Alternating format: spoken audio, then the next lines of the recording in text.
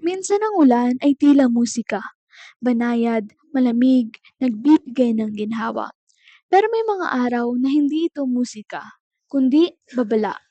Hindi ito basta patak ng ulan, kundi alon ng dilubyo.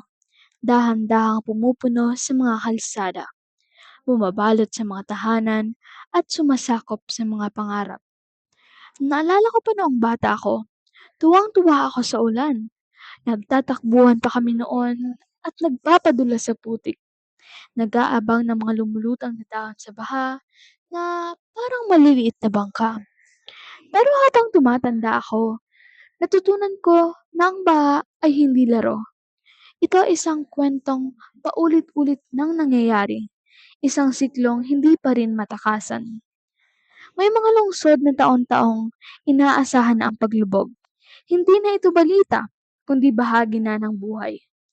May mga pamilyang natutulog ng nakataas ang paa sa papag dahil alam nilang pagising nila may tubig na sa sahig. May mga tindahang hindi na nag-aabala pang nag-ayos dahil alam nila na sa susunod na bagyo, muling maglalaho ang lahat.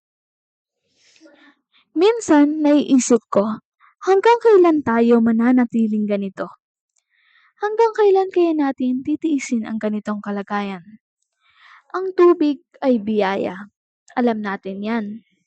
Pero kapag hindi natin nilagaan ang paligid natin, ito rin ang sisira sa atin. Ang baha ay hindi lang tubig. Ito ay babala. Isa itong kwentong paulit-ulit nating naririnig, pero tila walang gustong makinig. At dyan nagtatapos ang ating podcast. Kung gusto mo ba makipag... Okay na. Okay na ata.